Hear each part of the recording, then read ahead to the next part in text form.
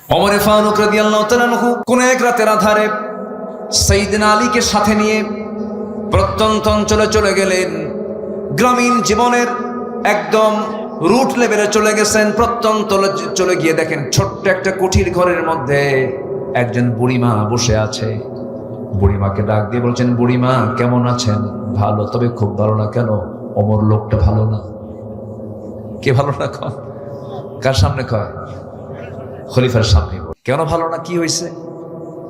কি সে তো আমাকে দেখতেই আসে না, সে আমাকে দেখতেই আসে না। কিন্তু সামনে কে কে কে দাঁড়ায় আছে? কে দাঁড়ায় আছে? সাইয়েদনা ওমর ফারুক বললেন, মা ওমর দেখতে আসবে কেমনে? কারণ ওমর যে আপনাকে দেখতে আসবে সেই মদিনা থেকে আপনার বাড়িটা বহু দূর, প্রত্যন্ত অঞ্চল, এত দূর কি আসা যায় নাকি? ওমর তো এই জন্য আসতে পারে না। নিজের পরিচয় গোপন করলেন। মহিলার চক্ষু লাল হয়ে গেছে। মহিলা খেপে গিয়ে বলছে, যে লোক দায়িত্ব পালন করতে পারবে না, যে লোক আসতে পারবে না, সে ওমরের দায়িত্ব গ্রহণ করার কি দরকার ছিল? কি কথা কি বুঝতেছেন? বুড়িও কম। সাইয়েদনা ওমর ফারুকের চোখে পানি চলে আসছে। হারে তাই তো, আমি পারবই না, আমি কেন দায়িত্ব ভার গ্রহণ করেছি?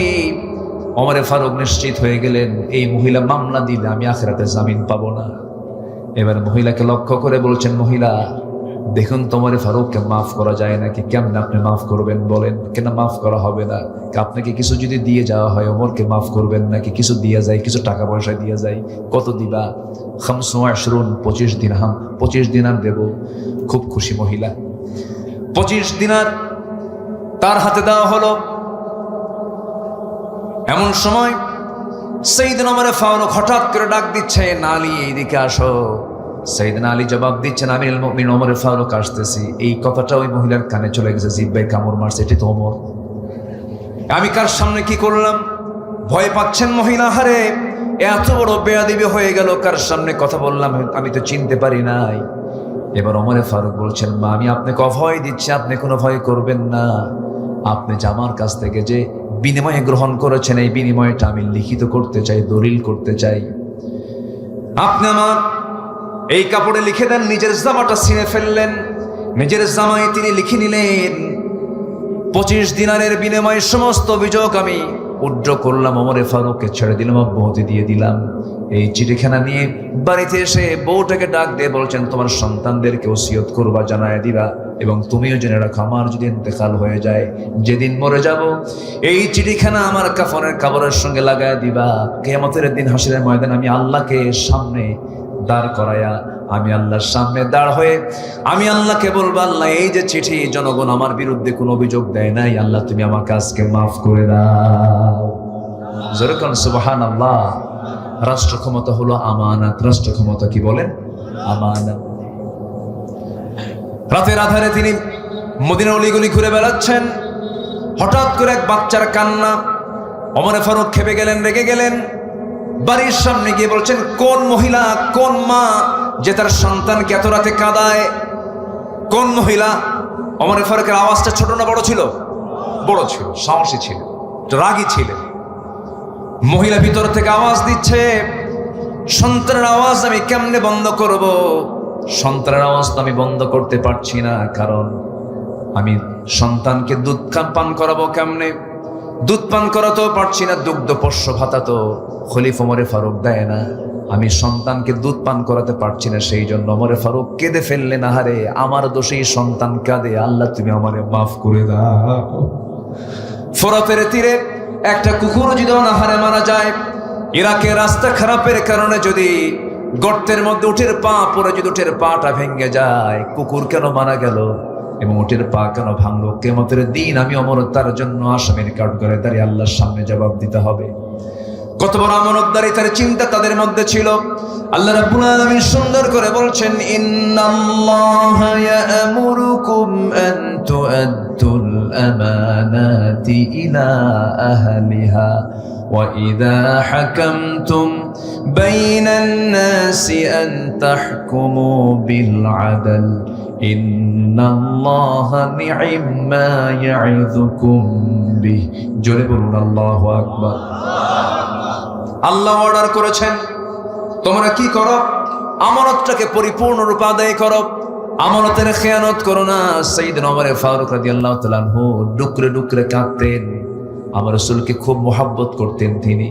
যে রাসূলকে মারার জন্য যায় সে রাসূলকে জীবন দেওয়ার জন্য প্রস্তুত আবার হয়ে যায়। যেরকম সুবহানাল্লাহ।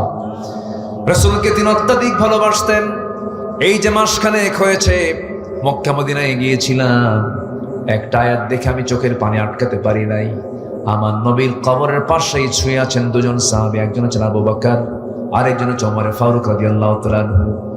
এই দুইজন সাহাবীর কবরের উপরে একটা আয়াত আল্লাহ পাক তাদের সামনে দিয়েছিলেন। সে আয়াতটা সেখানে সুন্দর করে আয়াতটা লেখা আছে, ইয়া আইয়ুহাল্লাযীনা আমানু লা তারফাউ আসওয়াতাকুম ফাওকা সাওতিন নবী। কোন একদিনে আমার নবীজি বয়ান করছিলেন, সাহাবীরা সামনে বসা, দুজন সাহাবী সাইয়েদনা আবু বকর এবং ওমর রাদিয়াল্লাহু আনহু কোন একটা বিষয় নিয়ে তাদের মধ্যে বাকবিতণ্ডা বেজে যায়। দুজন কথা বলতে বলতে তাদের আওয়াজটা নবীর আওয়াজের চাইতে বড় হয়ে যায়। আমার নবীজির মনোকষ্ট হচ্ছিল, হারে আমার কথা ঢেকে যাচ্ছে আর সাহাবীদের কথার আওয়াজটা বড় হয়ে যাচ্ছে। রাসূল কষ্ট পাচ্ছিলেন। সঙ্গে সঙ্গে আয়াত নাযিল হলো, তোমরা নবীর কথার চাইতে তোমাদের কথার আওয়াজকে বড় করো না। যদি এমনটা হয়ে যায়, বেয়াদবি যদি হয়ে যায়, আন তাহবাতা আমালুকুম, তোমাদের সমস্ত আমলগুলোকে কাট করে দেওয়া হবে। সেই দিন থেকে নিয়ে রাসূলের মৃত্যুর দিন পর্যন্ত সাইয়েদনা ওমর ফারুক কোনোদিন জোর গলায় নবীর সামনে কথা বলার সাহস পান নাই। এত আস্তে আস্তে বলতেন কথা। একবার বললে রাসূল শুনতেন না। ওমর তুমি কি বললা আবার বলো, মানে এত আস্তে বলতেন যেন রাসূল যেন আবার যেন মন খারাপ না করেন। এত আস্তে আস্তে বলতেন। আমার নবী আবার শুনতে হতো, ওমর তুমি একটু জোরে বলো, ভয় পাচ্ছ কেন, আবার বলো। হুজুর জোরে বলতে ভয় পাই, না জানি কখন আয়াত নাজিল হয়। আমার বন্ধুগণ, শ্রী সাইয়েদনা ওমর ফারুক রাদিয়াল্লাহু আনহু এত বড় পছন্দের বান্দা আল্লাহর ছিলেন।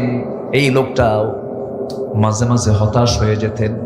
একদিন কাঁদতে কাঁদতে এক সাহাবীর কাছে চলে গেলেন, যে সাহাবীর কাছে আমার রাসূল মুনাফিকদের তালিকা রেখে দিয়েছেন। তার কাছে গিয়ে বলছে, ভাই হুযায়ফা শোনো, একটা কথা বলবো, তুমি আমাকে একটু উপকার করবে। কি উপকার? দেখো তো রাসূল যে মুনাফিকদের তালিকা তোমার হাতে দিয়েছেন, দেখো তো ওই তালিকার ভিতরে আমি ওমর আমার নামটা আছে নাকি?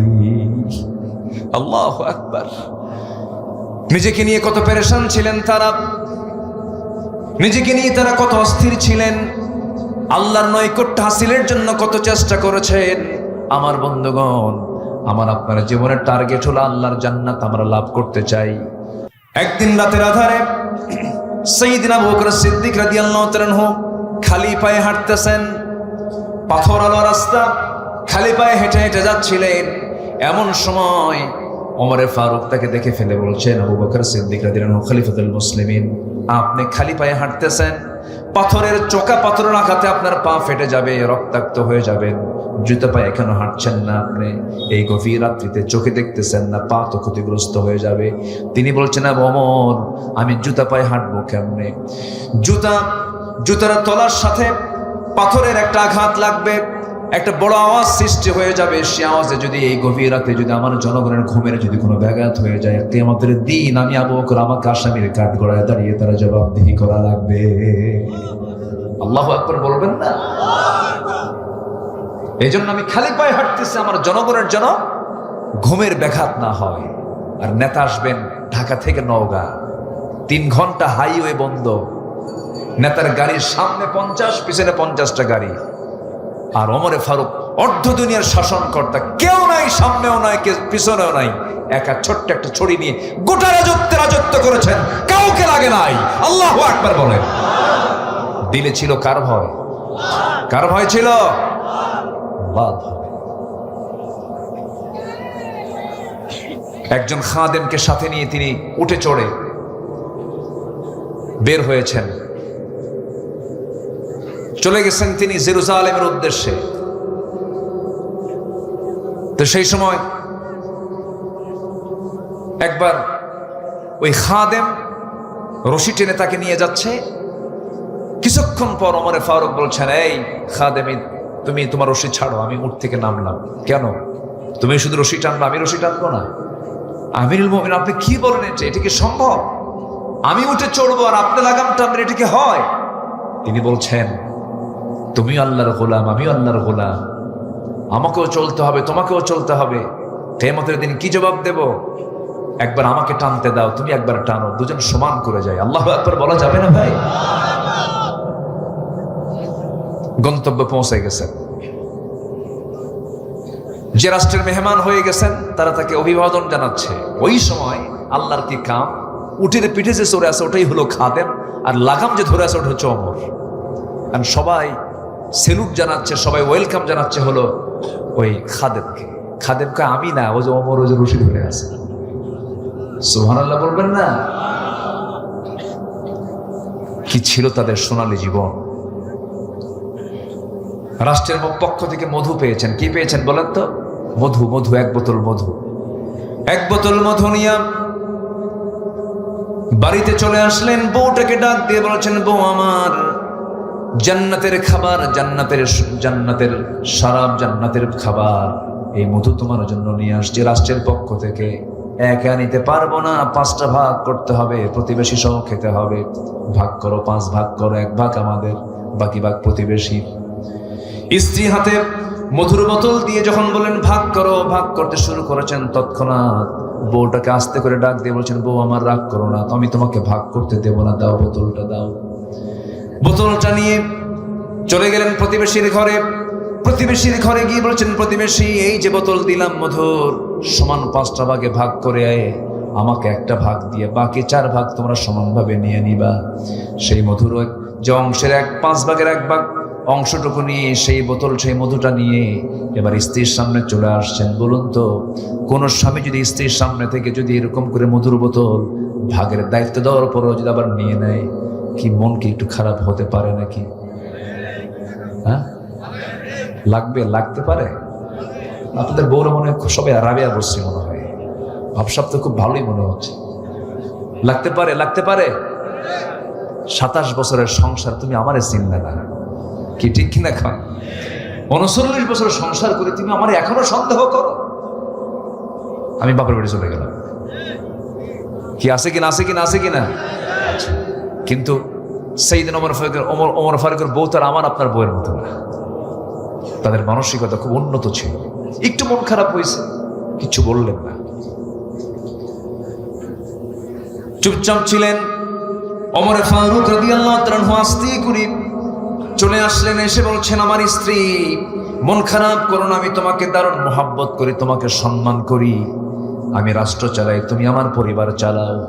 তুমি যদি আমার পরিবার চালাতে ব্যর্থ হতে, আমি রাষ্ট্র চালাতেও ব্যর্থ হয়ে যেতাম। তুমি আমার পরিবারকে তুমি সামলাও, অনেক বড় তুমি খেদমত করো, আমি চিরকৃতজ্ঞ তোমার কাছে।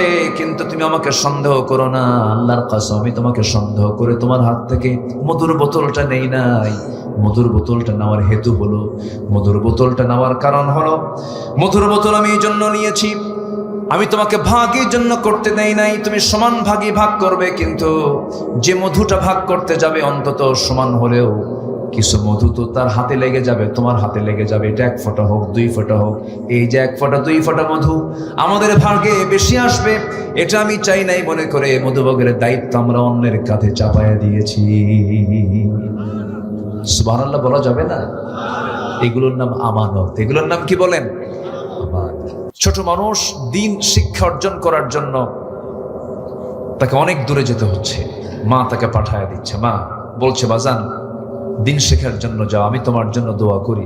চোখের পানি ফেলে তার জন্য মা দোয়া করে দিলেন, এবং সাথে সাথে একটা নসিহা করলেন, আমার কলিজার টুকরা আব্দুল কাদের, দূর দেশে তোমাকে পাঠায় দিলাম জ্ঞান অর্জনের জন্য, দিন শেখার জন্য যাচ্ছ তুমি।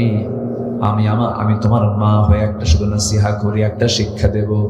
জীবনের যে প্রান্তেই থাকো না কেন বাবা, আমার কলেজার টুকরা সন্তান, কখনো মিথ্যা কথা বলবা না। যাও, চলে যাও বাবা। মা শিখালো কয়টা কথা? বলেন কয়টা কথা? একটা কথা। এই লোকটা উঠলো কেন? এই যে হঠাৎ করে, কি সমস্যা? একটু বলে যেতে হবে, হঠাৎ করে চলে যাবে না, হঠাৎ করে চাপছে। আচ্ছা বসে। মাহফিলে ওঠা বসা করাটা এটা ঠিক না, আমাদের দেশে এটা অনেকটা ট্রেডিশনও হয়ে গেছে। ঠিক না, এটা একটা ক্লাস। তো আপনি এখান থেকে নিজে ইচ্ছায় বসলেন উঠলেন, এটা সৌন্দর্যের খেলাফ। আমরা এই মুহূর্তে হয়ে আছি কার মেহমান বলেন তো? আসতে বলবেন না, কার মেহমান? রাসূল যখন বয়ান করতেন সাহাবীরা চুপ মেরে থাকতেন, নড়াচড়াও হতো না। উড়ন্ত পাখি মাথার উপরে বসতো, টের পেত না, চুপচাপ থাকতেন তারা, এত নীরব থাকতেন তারা। শুধুমাত্র আদব, সম্মান। আর কিসের সম্মান বলেন? কোরআনের সম্মান। বসেন না, কত সময় কত দিকে চলে যায়। একদম জরুরত ছাড়া, একদম হাজত ছাড়া সেটা ভিন্ন কথা। এটা নামাজেও হয়, এটা নামাজেও হতে পারে। নামাজ আপনি পড়তে পড়তে আপনি আর পারছেন না, থাকতে পারলেন না, তখন আপনি নামাজও তো পড়তে পারছেন না। এটা একটা ইবাদতের জায়গা, এটা শুধু মাহফিল না, এটা ইবাদতের জায়গা। আমি আর বলবো না, আমি এখন আলোচনায় আবার ফিরে যাচ্ছি। দয়া করে কেউ আর উঠে মাহফিলের শৃঙ্খলাকে ভঙ্গ করবেন না, এই দুঃসাহসকে দেখাবেন না, আশা করি। জোরে বলি ইনশাআল্লাহ। তো আব্দুল কাদের মার কথাটাকে নিলেন, মাথায় নিলেন। দেখেন পরিস্থিতির মধ্যে তিনি পড়ে গেলেন, রওনা দিয়েছেন, রওনার পথেই ডাকাতদের কবলে পড়েছেন। কিসের কবলে বলেন তো? ডাকাতদের কবলে। ডাকাতের কবলে যখন পড়ে গেলেন, ডাকাতরা ডাকাতি করে, জোরপূর্বক সবার কাছ থেকে সম্পদগুলো সিনায় সিনায় নিতেছে, ত্রাস সৃষ্টি করেছে। সামনে আব্দুল কাদের এক পর্যায়ে পড়ে গেছেন। আব্দুল কাদেরকে যখন বলা হলো, ছেলে তোমার কাছে কি আছে দেখো, বের করো। পকেটে ছিল তার কিছু স্বর্ণ মুদ্রা, যা কিছু ছিল সব কিছু তার পকেট থেকে তার সামানগুলো সব বের করে তাদের সামনে রাখছে। সবাই বলে ফেললাম, ওই ছোট্ট শিশু, তোমাকে যা বললাম তাই তো তুমি শুনলে, যা তোমার কাছে ছিল সব ইচ্ছা করি বের করে দিলাম, আমরা জোর করলাম না। এর কারণটা কি? ছোট্ট ছেলে আব্দুল কাদের বলছে, আমার চাচাজি, তোমরা রাস্তায় আমাকে ধরে ফেলেছ, আমার মার উপদেশের কথা মনে হয়ে গেছে। মা বলেছেন, জীবনের যে প্রান্তেই থাকো না কেন, জীবনে কারোর সঙ্গে একটা মিথ্যা কথাও যেন তোমার মুখ থেকে না বের হয়। ডাকাতদের চিন্তার পরিবর্তন হয়ে গেল। ডাকাতরা মনে করল, হারে এই ছোট্ট বাচ্চা আমাদেরকে বড় একটা শিক্ষা দিয়ে দিল। ডাকাতি পথ ছেড়ে সবগুলো আব্দুল কাদেরের সেই সুন্দর সততার দিকে তাকায়া চোখের পানি ফেলে সবগুলো ডাকাতির পথ ছেড়ে তারা আল্লাহর পথ ধরে গেল। জোরে বলেন সুবহানাল্লাহ। সত্য কথা বলবেন, এটার ফলাফল খুবই মিষ্টি, একসময় পাবেন ফলাফল। সত্যের উপরে থাকবেন, টিকে থাকবেন। মিথ্যা দিয়ে রাজত্ব করবেন, দেশ চালাবেন, দিল্লি গিয়ে পালায়া থাকবেন। ঠিক কিনা? আমরা কোথাও যাইনি, আমরা ছিলাম, আছি, থাকবো। আমাদের পালানোর জায়গা নাই, আমাদের আশ্রয়ের জায়গা একমাত্র আল্লাহ। আমাদের আশ্রয়ের জায়গা কে বলেন তো? কে কে? আমাদের লন্ডন লাগবে না, আমাদের দিল্লিও লাগবে না, আমরা বাংলাদেশেই থেকে যাব। জোরে বলি ইনশাআল্লাহ। আর জোরে বলি ইনশাআল্লাহ। কষ্ট পাচ্ছেন মনে হয়? আলোচনা চালাই। জি, খুব সুন্দর। এক নাম্বার কি? আমরা মিথ্যা কথা বলবো? মিথ্যা রাজনীতি এদেশে আছে না নাই? বলেন, মিথ্যা রাজনীতি আছে না নাই? আচ্ছা, মিথ্যার সঙ্গে আমরা নিজেকে জড়াবো না। মিথ্যা মানেই জাহান্নামে যেতে হবে। আল্লাহ রাব্বুল আলামিন মুমিনদের পাশাপাশি কিছু কিছু বান্দার পরিচয় তুলে ধরতে নিয়ে কিছু পরিভাষায় প্রয়োগ করেছেন। যেমন আল্লাহ পাক ফাসিক বলেছেন, আল্লাহ পাক জালিম বলেছেন, আল্লাহ পাক কাফের বলেছেন, আল্লাহ পাক মুনাফিক বলেছেন। এই সমস্ত বান্দাগুলো আমার মনে হয় বাংলাদেশে নাই। আসতে বলবেন না, ছেড়ে নাই। মুনাফিক কারা, ফাসিক কারা, কাফের কারা, একটু শুনে নেন। আমরা কি এগুলো হব না ইমানদার হব? মিথ্যাবাদী না সত্যবাদী? সত্যবাদী হব। একটু কান লাগান, মনোযোগ দিয়ে শোনেন। মুনাফিক কারা? আল্লাহ রাব্বুল আলামিন বলেন, ইন্নাল মুনাফিকিনা লাকাযিবুন। নিঃসন্দেহে মুনাফিক তারাই যারা সব সময় যারা মিথ্যা কথা বলে, তারা হলো কি বলেন? মুনাফিক। এখন তো মনে হয় নগত মুনাফিক নাই, আছে? এখানে মুনাফিক আছে, মিছা কথা কয়। ভাই কাপড়টার দাম কত?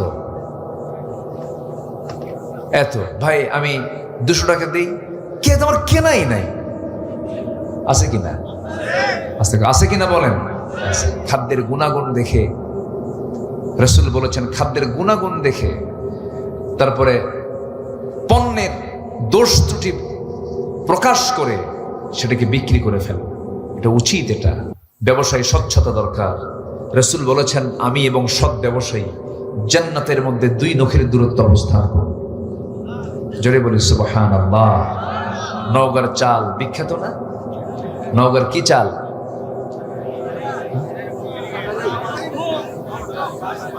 হ্যাঁ, কাঠারি। হ্যাঁ, তারপরে গন্ধ চালকে কি বলে জানো? আতপ চাল, চিনি গুঁড়া, ফেমাস। নওগাঁকে সবাই চেনে, বিখ্যাত। আপনাদের এই মহাদেবপুরই তো প্রচুর চাতাল, এই দিকে অনেক চাতাল, অনেক কিছু। কিন্তু এই কাটারি ভোগের মধ্যে কিছু সাটারি ঢুকায়, আছে কি না?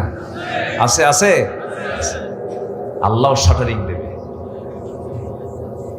প্যাঁচ লাগানো যাবে না।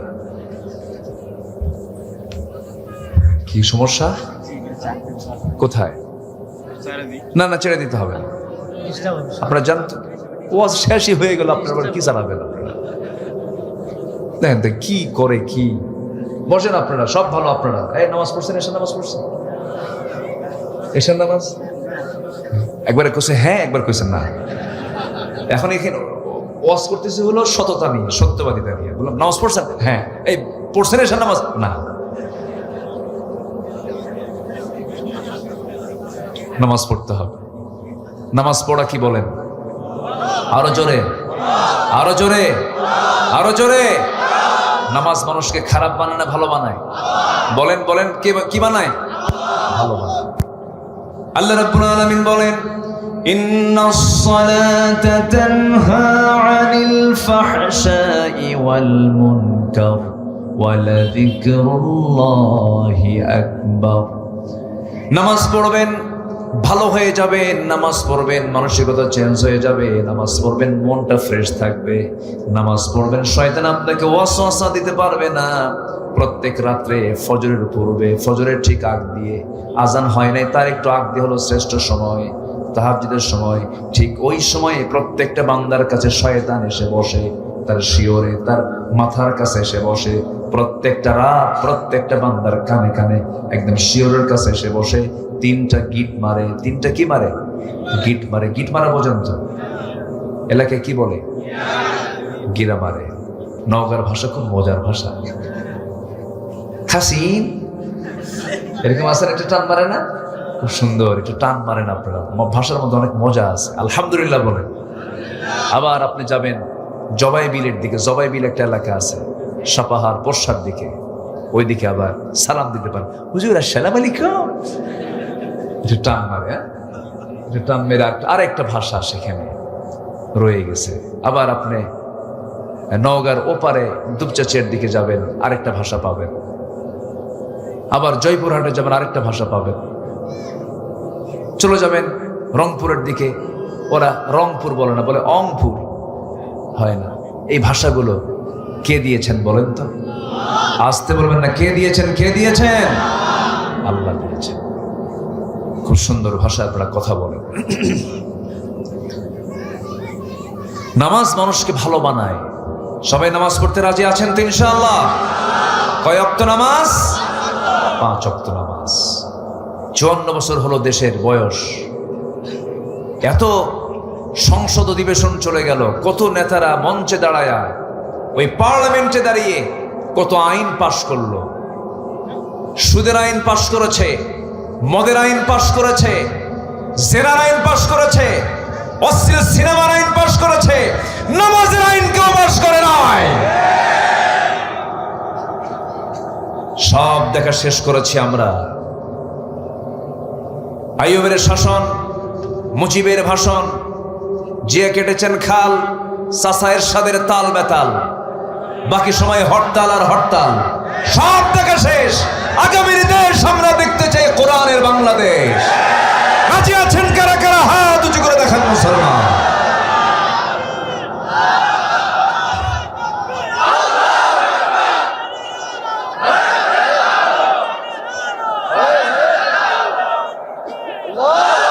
আল্লাহ কবুল করুন, জোরে বলে আমিন।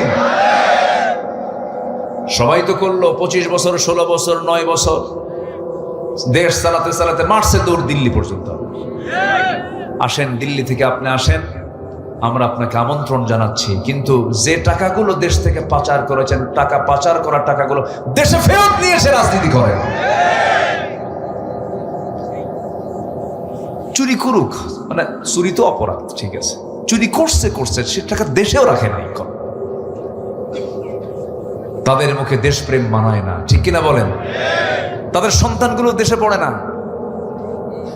সন্তানগুলো কেউ ইউরোপে পড়ে, কেউ আমেরিকায় পড়ে, এবং শ্বশুর বাড়িও দেশে বানায় না, দেশের শ্বশুর বাড়িও আমেরিকা বানায় রাখছে।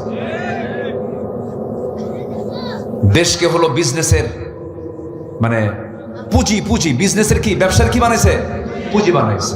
এখান থেকে ব্যবসা কইরা শ্বশুর বাড়ি পাঠায় দেয়। আমরা এগুলো দেখবো না। আমরা সোনার বাংলাদেশ গড়তে চাই, কোরআন দিয়ে গড়তে চাই।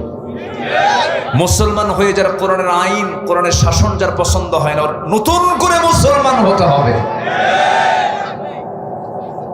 বাঁচবেন কয়দিন, টেকনিক করেন কেন? আল্লাহকে ফাঁকি দিতে চান? আল্লাহকে ফাঁকি দিলে আপনি ফাঁকিতে পড়ে যাবেন। মনে হয় কষ্ট দিয়ে ফেলতেছে আপনাদেরকে। ইন্না লিল্লাহ বলে ভাবতেছেন, বুঝতে পেরেছি আমার আসল খাদেম আবু বকর দুনিয়াতে নাই। কারণ আমার আবু বকর যখন আমার খেদমত করতে আসতো, সে শুধু খেজুরগুলো ধুয়ে দিত না, খেজুরের ভিতরে রাখা সেই সমস্ত খেজুরের যে বিচিগুলো সে ছড়ায়া দিত, যেন আমার খেতে কোনো কষ্ট না হয়। আমার আবু বকর দুনিয়াতে নাই, নতুন খাদেম আমার ঘরে ঢুকছে। যেরকম সুবহানাল্লাহ। তারা কি ছিলেন, এক একজন আরেকজনের থেকে আরো উন্নত চরিত্র ছিল। আল্লাহু আকবার।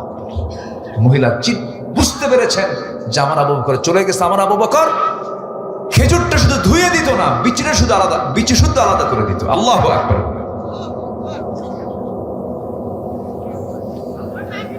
জান্নাতটা পেতে চাই, এই জন্য 15টা গুণ অর্জন করব আমরা। নাম্বার 1 হলো সত্যবাদী হব, নাম্বার 2 হলো আমানতদার হব, আমানতের খেয়ানত কখনো করব না। বোনের সম্পত্তি বোন পাবে, কোনো কথা নাই, বোনকে ডাক দিয়ে বলবো, বোন সম্পদটা নিয়ে যা, তোর সম্পত্তি বুঝে নে। কিন্তু নওগাঁ জেলায় মনে হয় না এমন, যুগের পর যুগ চলে যায়, ভাই বোনকে সম্পদ বুঝায় দেয় না, এমন ভাই তো বুঝি নওগাঁ জেলায় নাই। আসতে বলবেন না, আছে না নাই? আছে আছে আছে আছে। এটা হওয়া যাবে না, সম্পূর্ণ আমানতের খেয়ানত হয়ে যাবে। কোরআনকে প্রশ্ন করুন, কোরআন বলে দাও তো তোমার কালামে সম্পত্তি বন্টনের ক্ষেত্রে ছেলেকে আগে দেওয়ার কথা আসছে না মেয়েকে আগে দেওয়ার কথা আসছে? ভাই আগে পাবে না বোন আগে পাবে? কোরআন আগে বলে দিচ্ছে লিযযাকারি মিসলু হাযযিল উনসাইন। আগে মেয়েকে বুঝায় দাও, আগে কাকে বুঝায় দাও? বোনকে বুঝায় দাও। আর সেই বোন ধানের জমিকে আগে পায় না পরে পায়? আগে এক যুগ খায় ভাই, মানে এত ফকির। এরকম ফকির মার্কা ভাই আছে না নাই? আছে না নাই? আমি কি দোয়া করে দেব? আলোচনা চলো। এই সময় যদি কেউ ওঠে তাহলে ওই লোকটাই ভাববো ওই লোকটাই বোনকে সম্পত্তি দেয় নাই। বসেন। হ্যাঁ, 12টা আছে এখনো 15টা গুণের কেবল 3 নাম্বার চলে। হ্যাঁ না, 3 নাম্বার 2 নাম্বার চলে, এখনো 13টা আছে। দেখেন এখানে উনি গুণে রাখছে। কিন্তু আল্লাহ তুমি আমার এই ভাইয়ের মতো সব শ্রোতাকে বানায় দাও। জোরে বলি আমিন। শ্রোতা তো এমন শ্রোতা হওয়া উচিত যে শ্রোতা আলোচকের মুখ থেকে আলোচনা কেড়ে নেবে। এটা হচ্ছে শ্রোতার পরিচয়। বসেন সম্মানিত ভাইয়েরা, তাহলে বোনকে সম্পত্তি বুঝায় দেওয়ার দায়িত্ব প্রত্যেক ভাইয়ের আছে না নাই বলেন তো? আচ্ছা, দেয় তো না, আবার টেকনিক করে। কি টেকনিক করে জানেন? টাঙ্গাইলের চমচম, বগুড়ার দই, নাটোরের কাঁচাগোল্লা, যশোরের খই, নওগাঁর আম আর ময়মনসিংহের কাঁঠাল সব এক জায়গায় জড়ো করে শীতের ভিতরে মাঝে মাঝে দাওয়াত দেয়। বছরে 2-1 বার দাওয়াত দিয়ে বোনকে জন্মের খাওয়ান খাওয়ায়। 1 কোটি টাকার সম্পত্তি বোন থেকে, মানে বোন পাবে ভাইয়ের কাছ থেকে 1 কোটি টাকা। হজে গিয়া বোনের সম্পত্তির ধান বেচে হজ করছে। হজে ফেরত আসা বোনের সম্পত্তির টাকা দিয়েই 2 ভরি স্বর্ণের চেন কিনছে। চেন কিনে নিয়ে এসে সব কিছু খাওয়ায় দাওয়ায় শেষ পর্যন্ত গলার ভিতরে একটা চেন ঢুকায় দিয়ে বলে, বোন একটা কথা বলি কি, একটু কাছে বসো, তুমি আমার বড় বোন না? হ্যাঁ। তোমার সংসার হয়ে গেছে? হ্যাঁ। কত কষ্টে আছে তোমার ভাই, একটা কথা বলি বোন, কি অংশ নিলে না ধ্বংস হয়? দেখছেন কত বড় বাটপার। এই আছে না নাই? আছে না নাই? কি আমানতদারিতা দেখেন। হজ করে আসছে কিন্তু। কি কষ্ট পাচ্ছেন আপনারা? না ভাবতেছেন হুজুর ওয়াজ শুনতে এসে তো বিপদে পড়ে গেলাম, সম্পত্তি ভাগ হয়ে গেল, এরকম ভাবতেছেন নাকি? দিয়ে দেন, জান্নাত বুঝে নেন। যেরকম সুবহানাল্লাহ। দিয়ে দিবেন, কি বুঝে নেবেন? জান্নাত বুঝে নেবেন। সর্বনিম্ন জান্নাত হবে 10টা পৃথিবীর মতো একটা জান্নাত। আর সামান্য দুনিয়ার এই সুতোমুতা নিয়ে আপনি এত টেনশন করতেছেন। সর্বনিম্ন জান্নাত হবে 10টা পৃথিবীর মতো একটা জান্নাত। কল্পনার বাইরে এটা, কল্পনাই করতে পারবেন না। জান্নাতের মধ্যে থাকবে 4টা নহর। কটা নহর বলেন? দুধের নহর, শরাবের নহর, মধুর নহর, পানির নহর। সুবহানাল্লাহ বলা যাবে না ভাই? দুনিয়ার পানি খাইলে মানুষ বুড়া হয়, দুনিয়ার মধু খেলে মানুষ বুড়া হয়, আর দুনিয়ার শরাব মদ খাইলে তো লিভার পয়সা চোখ লাল হয়ে শেষ হয়ে যায়। কিন্তু জান্নাতের যে শরাব, জান্নাতের যে মধু, জান্নাতের যে পানি, জান্নাতের যে দুধ, এটা পান করলে কোনোদিন ওই বান্দা বুড়া হবে না। কেউ তো সুবহানাল্লাহ বললেন না। কোনোদিন বুড়া হবে না। মন যা চাবে তাই খাবেন, মন যা চাবে আপনি তাই পাবেন সেখানে। এমন কিছু নাই যা বাদ পড়ছে। এই ওয়াজ একদিন করলাম এক জায়গায়, এক বুড়ো চাচার সামনে দাঁড়ায় বলে, হুজুর মন যা চায় তাই যদি পায়, কিন্তু একটা টেনশন আছে হুজুর। কি? আপনি তো বিড়ির বিরুদ্ধে খুব ওয়াজ করলেন, বিড়ি নাই। জান্নাতে এই পচা জিনিস থাকবে কোন? তো যে বিড়ি খায় তার গন্ধ কেমন লাগে বলেন তো? হ্যাঁ, দুর্গন্ধ কার কাছে? যে বিড়ি খায় না। আর যে বিড়ি খায় তার কাছে মনে হয় জান্নাতের রুহানি ফায়াজ পাচ্ছে। কেমনে যে খায়। আল্লাহ তুমি নেশা থেকে ইমানদারকে বাঁচাও, জোরে বলি আমিন। কোন নেশা ইমানদারের জীবনে আসতে পারে? আসতে পারে না। মাহফিল এসে আবার প্রশ্ন করে, হুজুর বিড়ি খাওয়া কি জায়েজ আছে? মানে উনি জায়েজের চেষ্টায় আছেন। আবার কোনো হারামের দিকে আমরা যাব না, কোনো নেশার দিকে আমরা যাব না। আল্লাহ কবুল করুন, জোরে বলি আমিন। খুব খুশি হলাম, একটা লোক নড়েন নাই। আমি খুবই আনন্দিত। একটু মনোযোগ দিয়ে শুনুন। এখন আসুন আমরা 3 নম্বরে যাই। বহু আলোচনা তো, এই 3 দিন ব্যাপী তাফসীর মাহফিল, এই 3 দিন যদি আমরা রাখতেন তাহলে আমি এই আলোচনাগুলো করতে পারতাম।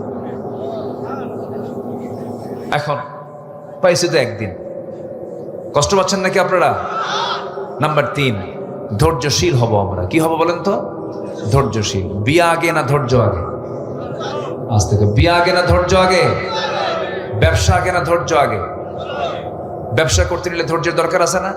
আপনি কাপড় বেচতেছেন, একটা গেঞ্জি বিক্রি করবেন, এক গেঞ্জি দেখেই কি কাস্টমার কেনে? কটা গেঞ্জি দেখাতে হয়? 15-20টা একজন কয়েছে, মনে হয় দোকান আছে মনে হয় ওনার। তাহলে 10-15টা গেঞ্জি দেখানোর পরে একটা গেঞ্জি তার পছন্দ হতেও পারে, নাও পারে। হয়তো সে পছন্দ করলই না, আপনি আধা ঘন্টা ধরে দেখালেন তার, এরপরে কয় আছে কি বলেন? আছে কি না? আছে, হলো না, চলে যাচ্ছে। আপনি কি করবেন? মন জ্বলে যাচ্ছে, রাগ উঠতেছে, কিন্তু এরপরও যখন ও বলতেছে ভাই চলে গেলাম, আপনি যদি রাগ করে থাকেন কাম হবে? একটা মানে কৃত্রিম মার্কা, মনে হাসি নাই, রাগ ঠিক আছে, হ্যাঁ ঠিক আছে, মানে একটা হাসি মানলেন, কিন্তু হাসির মধ্যে মানে ভিতর থেকে হাসি নাই। ও তো কিনলো না, কিন্তু আপনার এই অভিনয় করতেই হবে, নচেত ব্যবসা হবে। ধৈর্য। কি হাসি? ও ঠোঁটের হাসি। দেখছেন? আমি দেখেন কি সুন্দর ভাষা বলে ফেলছে, আলহামদুলিল্লাহ। ঠোঁটের হাসি, মনের হাসি না। কিসের হাসি? ঠোঁটের হাসি। দেখেন মুরব্বীদের কথাগুলো কত সুন্দর, এক সুন্দর একটা ভাষা বলে ফেলছেন, ঠোঁটের হাসি। আপনাকে দিয়ে তাকে বিদায় করতে হবে। আর যদি এরকম না করে 15-20টা কাপড় দেখানোর পরে সে একটাও নেয় নাই, নে কি কথা বোঝেন না? এই যে বাইন্দা নেবো, বাইন্দা পিটবো, কিন্তু এতক্ষণ ধরে তুই আমার দেখালে কেন? কি কথা বোঝেন না আপনি? দেখলে কেন? ব্যবসা কি হবে? ব্যবসা হবে, ব্যবসা হবে। ধৈর্য আগে। কাস্টমারকে আকৃষ্ট করার জন্য ধৈর্যের পরিচয় দিলে পরে আপনি দোকানদার হতে পারবেন। আপনাকে বহু ভাষায় কথা বলবে, কথা হজম করতে পারলে আপনি ব্যবসা করতে পারবেন। আবার বাড়ির যে বউ আছে, বউটা সোজা হারে না বাঁকা হারে? আস্তে সোজা হারে না বাঁকা হারে? আল্লাহ পাক পুরুষকে করেছেন সোজা হাড়, মেয়েদেরকে করেছেন বাঁকা হাড়। মেয়েরা একটু বাঁকা প্রবণ হয়, আল্লাহ পাক তাদেরকে বাঁকা করে সৃষ্টি করেছেন। আল্লাহ পাক যে ভালো জানেন তিনি এটা কোন রহস্যে রেখেছেন। মেয়েরা তো অনেক ভালো হয়, তারা অনেক ভালো মানুষ। আপনি তাদেরকে যত প্রশংসা করবেন তারা তত খুশি হয়, আর পুরুষকে যত প্রশংসা করবেন পুরুষ বলবে মতলব কি, এত প্রশংসা করে কেন? কথা বলছেন না? আল্লাহকে একটা জাতকে এক এক রকম করেছেন। এখন বিয়ে করলেন, ধৈর্য নাই, বউ টিকবে না। এখন প্রশ্ন করব আমি, বলুন তো বিয়ে আগে না ধৈর্য আগে? বিয়ে আগে না ধৈর্য আগে? ধৈর্য আগে। সেই দিন একজন মহিলা ফোন দিয়ে আমাকে বলে, হুজুর আমার স্বামী সকালেও তালাক দেয়, বিকেলেও তালাক দেয়, আমি কি আসি না নাই? কি কথা কি বুঝতেছেন? তালাক মানে সকালেও দেয়, বিকেলে তালাক। কি আর এত দেওয়া লাগে? প্রত্যেক দিন তালাক দেয়, প্রত্যেক দিন কিছু হলেই তালাক মানে। এরকম জাতীয় কিছু পুরুষ আছেই, কিন্তু এই আছে না নাই বলেন তো? আছে না নাই? কিছু হলেই তালাক মারে। এই জাতীয় চরিত্র যাদের, আমি আমার ভাষায় বলবো বাঁশ গাছের যে ডাল, ওটা কি এলাকায় কি বলে?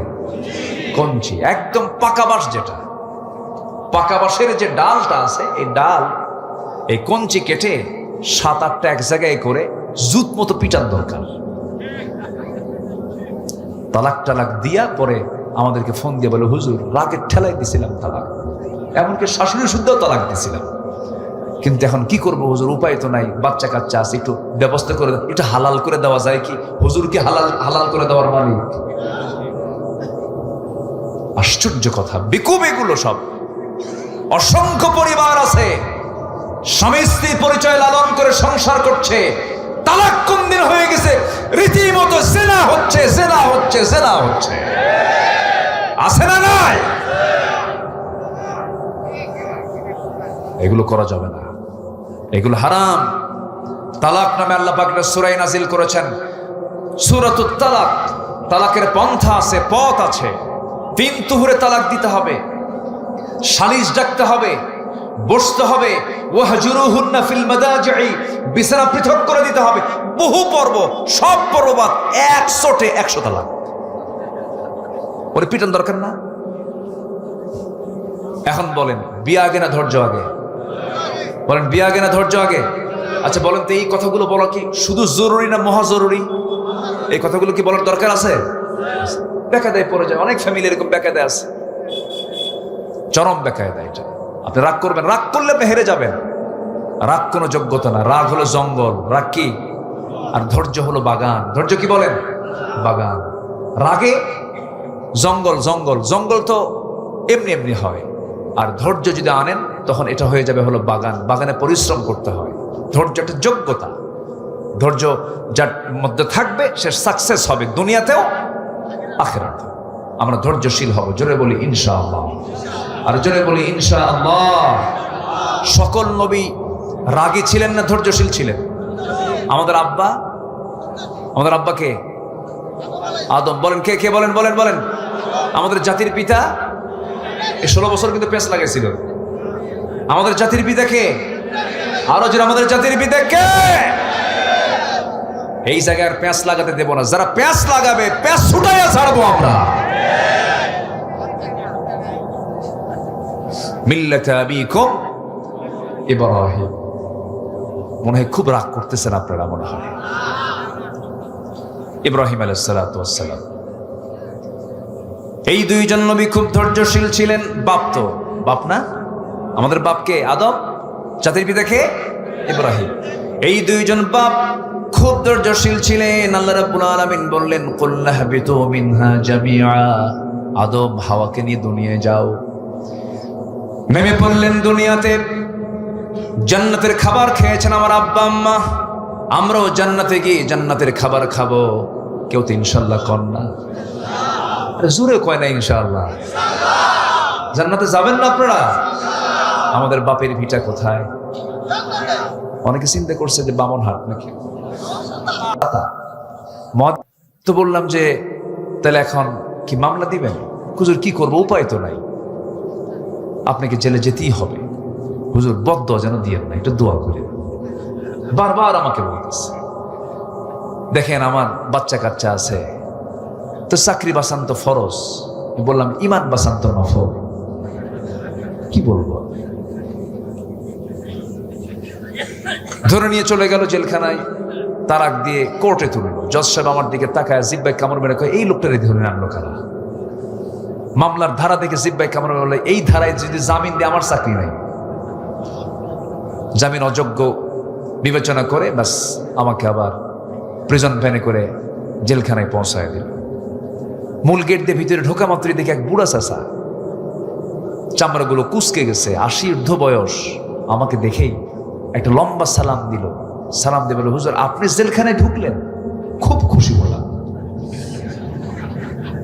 তো বললাম যে চাচা আপনি এটা কি করলেন, আপনি খুশি হলেন আমি জেলখানায় ঢুকলাম দেখে? কি বাবা, ওয়াজ শুনতে যাই, কত ওয়াজ শুনছি জীবনে আপনার, কিন্তু এত চেষ্টা করছে মোসাফা করব, তাও পারি নাই। আল্লাহ আজকে আমার এত সহজ করে সামনাসামনি মিলাই দিল, দোয়া করে আপনি জেলখানায় থাকেন। তো বললাম চাচা ঠিক আছে, আসছি, থাকি, একসঙ্গী তো থাকবো, কিন্তু আপনি কেন জেলখানা নাতিপুতি ধরে? বাবা বিস্ফোরক, বিস্ফোরক। বললাম বিস্ফোরক মানে? কে বিস্ফোরকের মামলা দিছে বাবা, কিন্তু বিস্ফোরক তো বুঝি না, বিস্ফোরক কি খায় না কি করে? চাচা এটাও বোঝে না বিস্ফোরকটা কি। এই ছিল হালচাল। জুলুম করেছেন। 25 বছর আগে আল্লামা সাঈদী বলেছিলেন, গোড়ায় নাড়া দেব, মামু বাড়ি দিল্লি গিয়ে পড়বা। সোজা কোথায় গিয়ে পড়ছে? লন্ডনে, ইতালিতে, আমেরিকায়, ওয়াশিংটনে, পাশে নেপালে, ভুটানে, শ্রীলঙ্কায় পড়ছে। সোজা কোথায়? আল্লামা সাঈদী তার নাম। আল্লাহু আকবার বলবেন না? 25 বছর আগের বক্তব্য তার। উনি বলেছিলেন এমন একটা সময় বাংলাদেশে আসবে, নাস্তিক চক্র পালানোর জন্য একটি ইঁদুরের গর্ত খুঁজে পাবে না। পাইছে? পায় নাই। মানিক শুয়েছিল কলার পাতায়। দেশের টপ লিস্টেড একজন ধনী পালাতে গিয়ে আবার ভুল করে নৌকায় চড়ে দাড়ি মস্কাইটা চোরের মতো পালাতে চাইছিল। কি ঠিক কিনা বলেন? কয় নাম্বার ধনী? 1 নাম্বার ধনী। মিলছে কথা, মিলছে কথা, মিলছে। এটাই বাস্তবতা। জুলুম করা যাবে না। জুলুম যেখানেই হোক না কেন, আপনার স্বামী বইয়ের প্রতি জুলুম করছেন, আল্লাহ আপনাকে ছাড়বেন না। আপনি স্ত্রী স্বামীর প্রতি জুলুম করছেন, আল্লাহ আপনাকে ছাড়বেন না। আপনি ইমাম মুসল্লিকে কষ্ট দিচ্ছেন, আপনি আল্লাহ পাক ছাড়বেন না। মুসল্লি হয়ে ইমামকে টর্চার করছেন, আল্লাহ আপনাকে ছাড়বেন না। কোন জায়গায় জুলুম করা যাবে? জুলুম করা যাবে। তাহলে ধৈর্যশীল আমরা হব। ধৈর্য আছে যার, বিজয় আছে তার। ধৈর্যশীল আমরা হব। তবে একজন নবী একটু রাগী ছিলেন। সেই নবীর নামটা কি বলেন তো? বাড়ি কি আশেপাশে নাকি? চটাল নবী। কি নবী বলেন তো? চটাল। খুব রাগী নবী ছিলেন। এমন রাগ তার মধ্যে ছিল, রাগের ঠেলায় মাঝে মাঝে মাথার চুলগুলো খাড়া হয়ে টুপি ভেদ করে বের হয়ে যেত। খুব রাগী মানুষ ছিলেন। লোকটা তোতলা। কি ছিলেন? তোতলা ছিলেন। প্রথম দিকে তোতলা ছিলেন, আল্লাহ রাব্বুল আলামিন তার তোতলামে ছেড়ে দিয়েছিলেন। তিনি সুস্থ হয়েছিলেন, আল্লাহর কাছে চেয়েছিলেন, আল্লাহ তুমি আমার জিহ্বাকে সোজা করে দাও। রব্বিশ রাহলি সাদরি ওয়া ইয়াসসিরলি আমরি। এরকম করে তিনি দোয়া করেছিলেন। যারা তোতলা হয় তারা রাগী হয়। এই লোকটা, এই নবী একটু অন্য নবী থেকে সচরাচর একটু ভিন্ন ছিলেন। কোন নবীর সঙ্গে আল্লাহ রাব্বুল আলামিন ডাইরেক্ট কথা বলেন নাই, জিবরিল মারফত কথা বলেছেন। কিন্তু আল্লাহ একজন নবীর সঙ্গে ডাইরেক্ট বাক্যালাপ করেছেন। সেই নবীর নামটা কি বলুন? ওয়া কাল্লামাল্লাহু মূসা তাকলিমা। ডাইরেক্ট বাক্যালাপ করেছেন। একদিন কথা বলতে বলতে মুসা বলছেন, আল্লাহ একটা কথা বলি, সারা জীবন তো অডিও কলে কথা বললাম, আজকে ভিডিও কলে কথা বলবো। কি কলে কথা বলবো? Video call. আল্লাহ বলছে, ও মুসা তোমার অপশনে যে দেখো ভিডিও কল নাই, শুধু অডিও কল আছে। আল্লাহ চেষ্টা করব। আল্লাহ বললেন, তারানি আমাকে দেখতে পাবে না। না, আমি চেষ্টা করি। আল্লাহ বলছেন তুর পাহাড়ে আসো, ওয়াত্তিন ওয়াজ্জাইতুনি ওয়া তুরি সিনিন ওয়া হাযাল বালাদিল আমিন। তুর পাহাড়ে চলে আসো। মুসা মুসকি মুসকি হাসি মেরে বলছে, আল্লাহ তুমি এত দূরের পাহাড়ের নাম নিলা, আমার আশেপাশে এত পাহাড় আছে, 800 মাইল দূরের পাহাড়ের নাম নিলা, আমি মুসাও কম না, আমি তোমাকে দেখতে দৌড় মেরে হলেও সেখানেই যাব।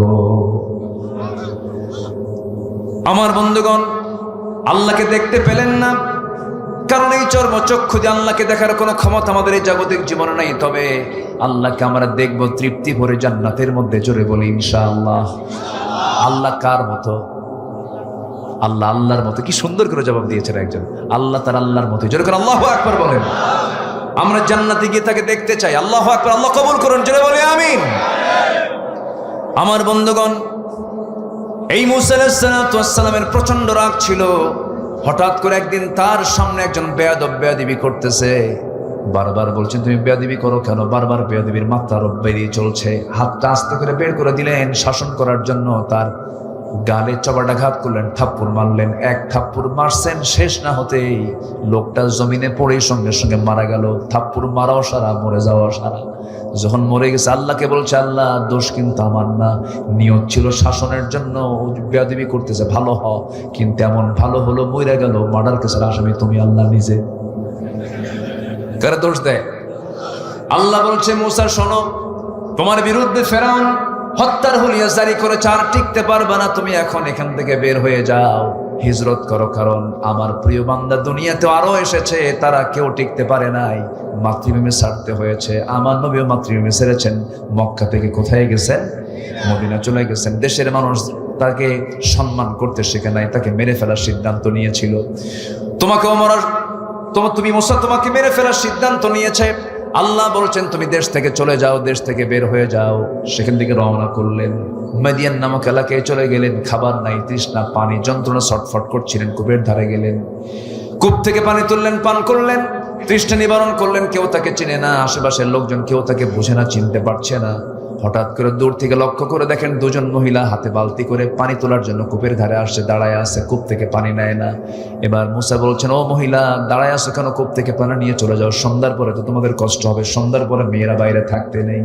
এবার দুই মহিলা বলছে, কেমন করে আমরা ওই কূপ থেকে পানি তুলবো? কারণ ঢাকনার যে ওজন, সেই ঢাকনা টান দেওয়ার মতো শক্তি আমাদের নাই, কারণ ঢাকনা টান দিতে 7 থেকে 8 জন যুবকের প্রয়োজন হয়। মুসা ভাবতেছেন মহিলা বেচারি বেকায়দায় আছে, দেখি একটু সাহায্য করা যায় কিনা। এবার বলছেন, বালতিটা হাতে দাও। বালতি হাতের মধ্যে নিলেন, কূপের ধারে চলে গেলেন, ঢাকনা টান দিলেন, বাঁ হাত দিয়ে ধরলেন, সিটকে পড়ে গেল 14 হাত দূরে। দুই মহিলা মনে মনে এটা মানুষ না অন্য কিছু। 7 পুরুষের শক্তি একসাথে, এত শক্তিশালী যুবক তো জীবনে আমরা দেখি নাই। বালতি ভরে পানি তুলে নিয়ে এবার বলছেন, যাও সোজা বাড়িতে চলে যাও। পাঠায় দিলেন। বাপ বুড়া মানুষ বলছে, ও আমার কলেজার টুকরা সন্তান, প্রত্যেকদিন সন্ধ্যা হয়ে যায়, অন্ধকার হয়ে যায়, এত দ্রুত আজকে কেমন করে আসলে? এত দ্রুত তোমরা আজকে কেমন করে পানি নিয়ে আসলে? এবার বলছে, আব্বা কাফিউন আজিজ, শক্তিশালী এক যুবকের সন্ধান পেলাম, ঢাকনায় হাত দিল, সিটকে পড়ে গেল, প্রচুর শক্তি, সে আমাদেরকে সহযোগিতা করেছে। এবার বৃদ্ধ পিতা বলছে, ও আমার কলেজার টুকরা বড় মেয়ে, কালকে যাবে আমার পক্ষ থেকে আমার সালাম জানায় বলবে, আবুনা শাইখুন কাবীর, আমাদের বাপ বুড়া মানুষ, ভালো করে চোখে দেখেন না, তিনি আপনাকে দাওয়াত দিয়েছেন, আমার পক্ষ থেকে তাকে দাওয়াত দিবে, সে চলে আসবে। পরের দিন মেয়ে চলে গেছে। এবার বলতেছে, ও যুবক, আব্বা যেন আপনাকে সালাম জানিয়েছেন, আমাদের বাড়িতে আপনারা দাওয়াত, আপনি আসবেন নাকি?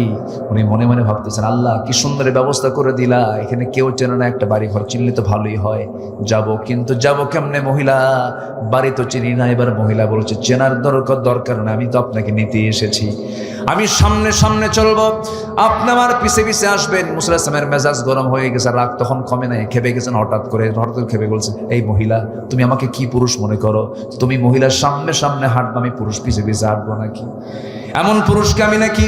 আমি পুরুষ তো এমন নই, নারীকে সামনে দিয়ে দেব, নারীর সৌন্দর্য আমার চোখে ধরা পড়বে, আমার চোখের গুনাহ হয়ে যাবে, না না, আমি সামনে চলবো, তুমি আমার পিছে পিছে চলবে।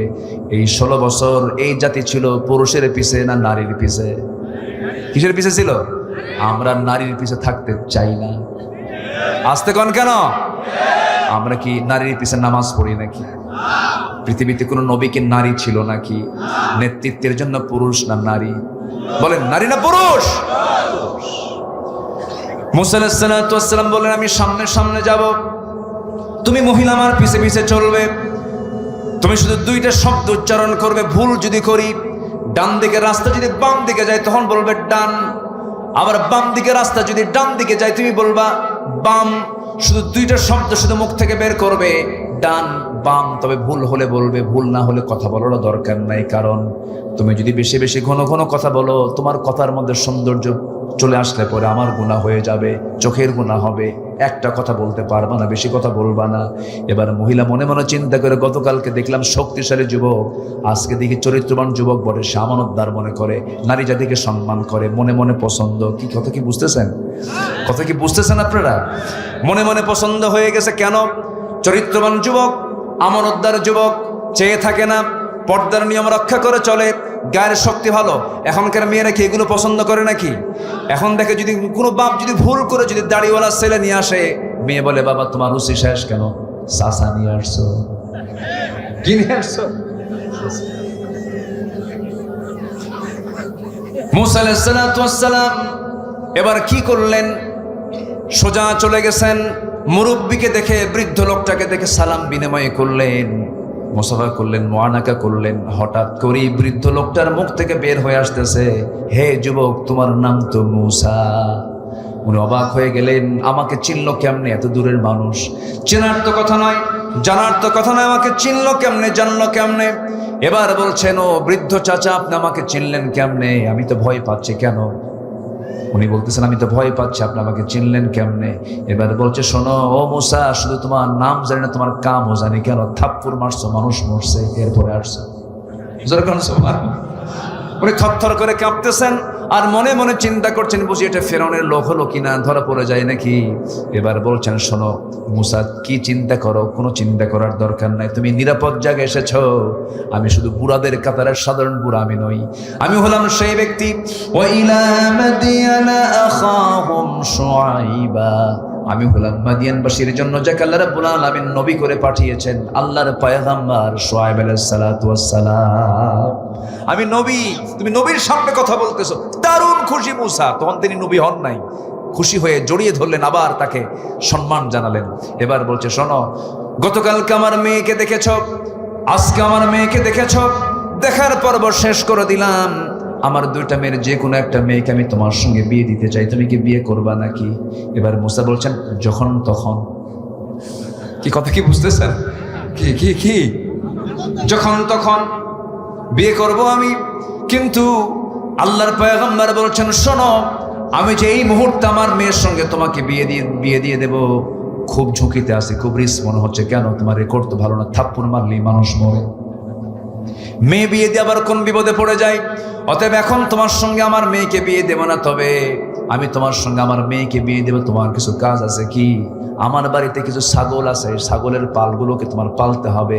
8 বছর হলে পরে অনার্স কোর্স, 10 বছর হলে পরে মাস্টার্স কোর্স হয়ে যাবে। তুমি যদি এই ছাগলগুলোকে লালন পালন করতে পারো, আমি আমার মেয়েকে তোমার সঙ্গে বিয়ে দিয়ে দেব, তোমার বড় উপকার হয়ে যাবে। আমি তো আল্লাহর নবী বলছি, তুমি কি মানবে নাকি? খুব সন্তুষ্ট চিত্তে গ্রহণ করে, আহারে আল্লাহর পয়গম্বর অর্ডার করেছে, মানলাম, করব। আচ্ছা বলুন তো, পৃথিবীতে সবচাইতে শান্ত ভদ্র একটা শান্ত জাতির একটা প্রাণী আছে, তার নাম হলো ছাগল। শান্ত না? শান্ত। ছাগল যদি একবারে ব্রেক মারা বোঝেন তো, 4 পায়ের সামনের 2 পা যদি একবার গিয়ার ফেলে বুঝলেন তো, একবার যদি ব্রেক মেরে ফেলে, ব্রেক মারার সঙ্গে সঙ্গে আপনার দড়ি ছেড়ে আপনি বের হয়ে যাবেন, বলবে তুই যা, আমি যাব না।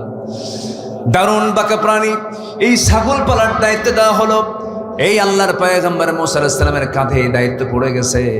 কষ্ট করে করে 10টা বছর ছাগল পালন করলেন। 10ম বছরের শেষ দিন সেই ছাগলগুলো নিয়ে যখন বাড়িতে ফিরবেন, হঠাৎ করে একটা ছাগল পাল থেকে ইবনে কাসির আসছে। একদিকে মাল্লা দৌড়, সেই দৌড় মারা ছাগলের দিকে আল্লাহ নবীও মারছেন দৌড়। ছাগল যত দৌড়ায়, আল্লাহ নবী তত দৌড়ায়। দৌড় যত বেশি, রাগ তত বেশি। রাখতে রাখতে রাখতে রাখতে চূড়ান্ত লেভেলে চলে গেছে।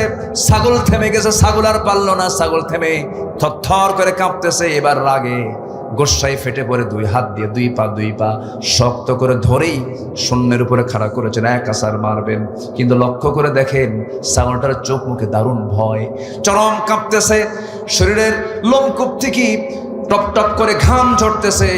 দেখলেন ছাগলটা তো ছাগলে, ওকে মেরে লাভটা কি, ও তো বোঝেই না ওকে মেরে লাভটা কি। আসতে গেলে তার মধ্যে একটু ধৈর্য চলে আসলো, সান্ত্বনা চলে আসলো। দুই পা ছেড়ে দিয়া ছাগলটাকে কোলের মধ্যে নিয়ে আদর করলেন, মোহাব্বত করলেন, দয়া পরবশ হলেন, তার প্রতি রহম দিল হলেন। আল্লাহ বললেন, মুসা রাগ কমে গেছে, নবুয়ত দিয়ে দিলাম। যেরকম সুবহানাল্লাহ। তাহলে নবুয়ত পেতে হলেও কি লাগে? আসতে করে কি লাগে, কি লাগে, কি লাগে, কি লাগে? আসেন দোয়া করি। আলোচনা শুনবেন আপনারা? একদম জাস্ট 12টা বাজে, একদম 12টা কাটায় না 12টা। আরেকটু চালাই। আগ্রহ আছে আপনাদের? আগ্রহ আছে? আল্লাহ কবুল করুন, জোরে বলি আমিন। নাম্বার 4 হলো, আসেন একটু শর্ট করে বলি। হ্যাঁ, নাম্বার 4 হলো তাওয়াক্কুল করা, অর্থাৎ ভরসা রাখা, বিশ্বাস রাখা, আস্থা রাখা পৃথিবীর কারো উপরে নয়, একমাত্র কার উপরে? বলে আল্লাহর উপরে। ওয়া মান ইয়াতাওয়াক্কাল আলাল্লাহ ফাহুয়া হাসবুহ। যে ব্যক্তি আল্লাহর প্রতি বিশ্বাস রাখবে তার জন্য আল্লাহই যথেষ্ট, আল্লাহ তাকে হেফাজত করবেন। নাম্বার 5 হলো ইখলাস, একনিষ্ঠতা রাখা। ওয়া মা উমিরু ইল্লা লিয়া'বুদুল্লাহা মুখলিসিনা লাহুদ্দিন। নাম্বার 6 হলো আদালত, ন্যায় বিচার কায়েম করা। ইয়া আইয়ুহাল্লাযীনা আমানু কুনু কাওয়ামিনা লিল্লাহি শুহাদাআ বিল কিসত। নাম্বার 7 হলো তওবা করা, ক্ষমা প্রার্থনা করা। তওবা করবে বান্দা, মাফ করবেন কে? আসলে না, মাফ করবেন কে? ক্ষমা চাইবে বান্দা, ক্ষমা করবেন কে? আমাদের ক্ষমা চাওয়া হলো বান্দার কাজ, আর ক্ষমা চাওয়া হলো বান্দার কাজ, মাফ করে দেওয়া কার কাজ? আল্লাহর কাজ। আমাদের কাজ আমরা করব, আল্লাহর কাজ আল্লাহ করবেন। আল্লাহর কাছে আমরা যখন চাবো লজ্জা নিয়ে চাবো না লজ্জাহীন হয়ে চাবো? বলেন, হায়া নিয়ে না বেহায়া হয়ে? হায়া নিয়ে চাইলে আপনি পাবেন না, বেহায়ার মতো চাইতে হবে। একবার চাইলে হায়া, একবার চাইলে কি হায়া হলো। কিন্তু আল্লাহর কাছে একবার চাবো না, বারবার চাবো। আল্লাহর কাছে চাবো আমরা হায়া নিয়ে না বেহায়া হয়ে। আল্লাহ দাও, দাও আল্লাহ, দাও আল্লাহ। হায়া না বেহায়া? বেহায়ার মতো চাইতে হবে, কোনো লজ্জা নিয়ে চাওয়া যাবে না। যা মনে চাবে চাবেন, বারবার চাবেন আপনি।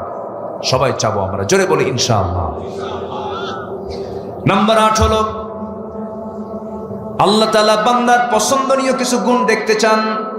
এর মধ্যে আরেকটা হলো, সেটা হলো দয়া থাকা, সহানুভূতি থাকা, রহমত থাকা। খুযিল আফওয়া ওয়া আমুর বিল আরফি ওয়া আ'রিদ আনিল জাহিলিন। নাম্বার 9 হলো তাওয়াদু, নম্রতা। আল্লাহর যারা বান্দা হবে উগ্র হবে না, অহংকারী হবে না। ওয়া ইবাদুর রাহমানিল্লাযীনা ইয়ামশুনা আলাল আরদি হাওনা ওয়া ইযা খাতাবাহুমুল জাহিলুনা ক্বালু সালামা। নাম্বার 10 হলো শুকরিয়া আদায় করার, কৃতজ্ঞ হওয়া।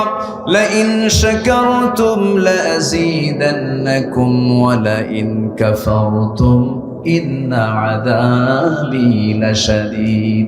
নাম্বার 11 হলো শুজাআ, সাহসী হওয়া। ইমানদাররা ভীরু হবে না, সাহসী হবে। পিছপা হবে না, সামনে যাবে। বলেন, পিছপা হবে না, সামনে যাবে। ইউকতাল আও ইয়াগলিব ফাসাউফা নু'তিহি আজরান আযীমা। অনেক লম্বা লম্বা ব্যাখ্যা ছিল। নাম্বার 12 হলো নেক কাজের আদেশ দেওয়া, মন্দ কাজ থেকে বিরত রাখা। আল্লাহ রাব্বুল আলামিন বলেন, কুনতুম খায়রা উম্মাতিন উখরিজাত লিন-নাসি তা'মুরুনা বিল মা'রুফি ওয়া তানহাউনা 'আনিল মুনকার। নাম্বার 13 হলো বিশ্বাসযোগ্যতা অর্জন করা। والذين هم لأماناتهم وعهدهم راعون। নাম্বার 14 হলো নিষ্ঠাবান হওয়া। যে কোনো কাজে নিষ্ঠার সাথে দায়িত্ব পালন করা, অবহেলা না করা। আল্লাহ রাব্বুল আলামিন সুন্দর করে বান্দাকে বলছেন, বান্দারে আমি কেন তোমাকে দুনিয়াতে পাঠিয়েছি? আল্লাযী খালাকাল মাউতা ওয়াল হায়াতা লিয়াবলুয়াকুম আইয়ুকুম আহসানু আমালা। সর্বশেষ যে গুণটা সেটা হলো সহনশীল হওয়া। আল্লাহ তাআলা সহনশীল, আল্লাহ হালিম। আল্লাহ কি? হালিম। হালিম বলেন তো আল্লাহ কি বলেন? হালিম, সহনশীল তিনি। ক্রোধকে সংবরণ করতে হবে। রেগে গেছেন, সংবরণ করতে হবে। খেপে গেছেন, নিজেকে কন্ট্রোল করতে হবে। আল্লাহ রাব্বুল আলামিন বলেন, আল্লাহ কাকে ভালোবাসেন? ওয়াল কাযিমিনাল গায়যা ওয়াল আফিনা আনিন নাস ওয়াল্লাহু ইউহিব্বুল মুহসিনিন। যারা ক্রোধকে সংবরণ করবে, মানুষকে মাফ করে দেবে, আল্লাহ এই সমস্ত মুহসিন বান্দাদেরকে দারুণ দারুণ ভালোবাসেন। জোরে বলি সুবহানাল্লাহ। এই যে 15টা গুণ, এই 15টা চারিত্রিক গুণ যদি জাতির মধ্যে চলে আসে, এই জাতিকে পাহারা দেওয়ার জন্য পুলিশ লাগবে না, এই জাতি পাহারা দেওয়ার জন্য কোনো বিজিবি লাগবে না, কোনো প্রশাসন লাগবে না। এই 15টি চরিত্র কোনো বান্দার মধ্যে আসলে বান্দা নিজের জন্য নিজেই যথেষ্ট হয়ে যাবে। জোরে বলি সুবহানাল্লাহ। এই 15টা গুণ এই জাতির মধ্যে আল্লাহ তাআলা উপস্থিত করে দেন। জোরে বলি আল্লাহুম্মা আমিন। আমার মা যারা আসছেন, মাদেরকে একটু বলে দেই, আপনার বাড়িতে 3টা জিনিস নিশ্চিত করবেন। আমার মা, আপনার সন্তানের মা, ঘরে থাকেন, বাড়ির মধ্যে থাকেন, কত কাজ করেন, খুব ভালো হয়ে যাবে। সবগুলো কাজ আপনার ইবাদত বলে গণ্য হবে। 3টা জিনিস নিশ্চিত করে ফেলবেন। আমার ভাইয়েরাও জেনে রাখেন, প্রত্যেক বাড়িতে 3টা জিনিস যেন রেগুলার থাকে। নাম্বার 1 হলো ঘুম থেকে উঠেই যে কাজটা হবে, ফজরের 4 রাকাত নামাজ, এবং তারপরে যে মূল্যবান কাজ যেটা হবে সেটা হলো তেলাওয়াত। কি হবে বলেন? তেলাওয়াত। কি বলেন? কি বলেন? বলেন তেলাওয়াত। 1 নাম্বার হলো নামাজ। বাচ্চাকে আগে স্কুলে যেতে বলবো না নামাজ পড়তে বলবো? বলেন, মাদ্রাসায় যাওয়া আগে, স্কুলে যাওয়া আগে, নামাজ আগে? নামাজ। নাম্বার 2 হলো তেলাওয়াত। আল্লাহর কসম করে বলে যাচ্ছে আমার ভাইয়ের, আমি বলে দিচ্ছি, আপনি মাথায় রাখবেন, যে বাড়িতে কোরআন তেলাওয়াত নিয়মিত হবে, সেই বাড়িতে শয়তান কখনো ওয়াসওয়াসা দিতে পারে না। সেই বাড়িতে বড় ধরনের কোনো রোগ আসবে না, রোগ বালাই হবে না। কোরআন তেমন একটা কিতাবের নাম, তেলাওয়াত আছে যে পরিবারে, যে দেহে, সেই দেহে রোগ আসে না। জোরে বলেন সুবহানাল্লাহ। ওয়া নুনাজ্জিলু মিনাল কুরআনি মা হুয়া শিফাউন ওয়া রাহমাহ। আল্লাহ কবুল করুন। জোরে বলি আমিন। নাম্বার 3 হলো আমার মা, যে কাজটা আল্লাহ রাব্বুল আলামিন ফরজ আকারে দিয়েছেন সেটা হলো পর্দার বিধানটা নিশ্চিত করতে হবে। পর্দাটা বাড়িতে 16 আনা থাকতে হবে। বোরকা পরলে কি পর্দা হয় নাকি? বোরকা পরলেন, চাচাতো ভাই, মামাতো ভাই, দুলা ভাই, দেবর ভাসুর দেখা করলেন, পর্দার শেষ হয়ে গেল। আচ্ছা বলেন তো, দূরের মানুষের ক্ষতি বেশি না কাছের মানুষের ক্ষতি বেশি? কাছের মানুষের বেড়া ক্ষেত খায়। কি কথা কি বুঝতেছেন? আপনার কথা বুঝতেছেন? বেড়া ক্ষেত খায়। এই জন্য কাছের মানুষ যারা, তাদের ব্যাপারে আপনারা পর্দার ব্যাপারে খুব সজাগ থাকবেন। দেবরের সঙ্গে দেখা করা যাবে না, ভাসুরের সঙ্গে দেখা করা যাবে না, খালাতো ভাই, মামাতো ভাই, খুব সাবধানে আমরা চলাফেরা করব। আল্লাহ তাআলা প্রত্যেক মা বোনদেরকে পর্দায় থাকার তৌফিক দান করুন। জোরে বলি আল্লাহুম্মা আমিন।